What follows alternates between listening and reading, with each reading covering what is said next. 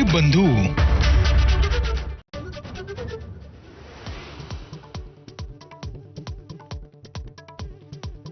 भाजप आमदार पराग अडवणींच्या मुलीच्या लग्नात उद्धव ठाकरे आणि मंत्री चंद्रकांत पाटलांची भेट, एकमेकांची हसत खेळत गप्पा.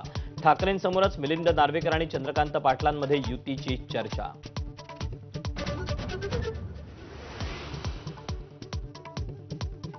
धनंजय मुंडेंच्या राजीनाम्यासाठी सुप्रिया सुळे आणि सुरेश धस यांनी दिला नैतिकतेचा दाखला.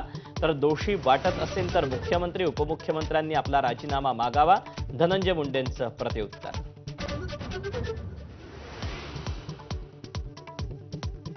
धनंजय मुंडेंच्या राजीनाम्याचा चेंडू अजित पवारांनी फडणवीसांकडे टोलावला. दमानियांनी दिलेली मुंडेंबाबतची कागदपत्र मुख्यमंत्र्यांकडे दिल्याचं राष्ट्रवादीच्या बैठकीत केलं स्पष्ट.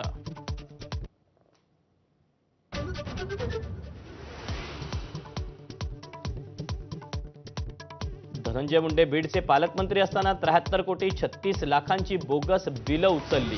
भाजप आमदार सुरेश धस यांचा गंभीर आरोप. 14 कोटींची बिलं आकानं उचलल्याचा दावा.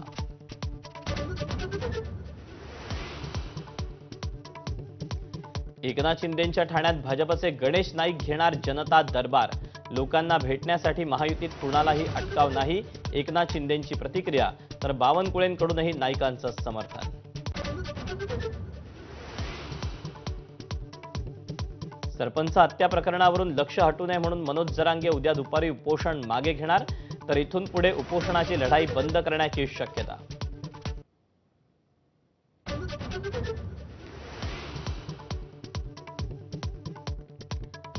मराठा आरक्षणाची मुंबई उच्च न्यायालयात नव्यानं होणार सुनावणी. सरकारी नोकरी आणि शिक्षणात मराठा आरक्षण कायद्याला आव्हान देणाऱ्या याचिकेवर पुन्हा होणार सुनावणी.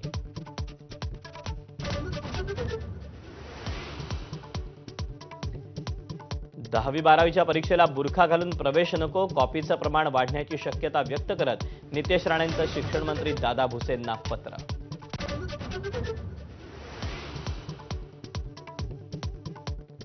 गोविंद पानसरेंच्या हत्या प्रकरणातील आरोपींना मुंबई उच्च न्यायालयाकडून जामीन.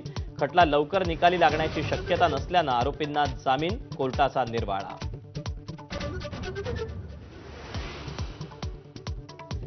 पुण्याच्या सिंहगड रोड परिसरात जीबीएस बाधित महिलेचा मृत्यू. जीबीएसच्या रुग्णांची संख्या 127 वर.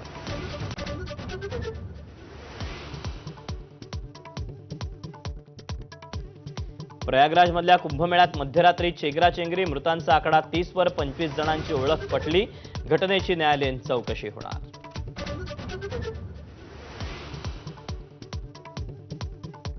मुंबईच्या विकासासाठी परिवहन विभागाचे मोठे निर्णय. 5 वर्षात वॉटर ट्रान्सपोर्ट वाढवणार.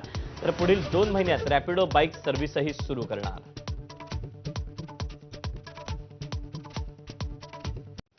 प्रयागराजच्या कुंभमेळ्यात मौनी अमावस्येनिमित्त होणाऱ्या शाही स्नानाआधी एक भीषण दुर्घटना घडली.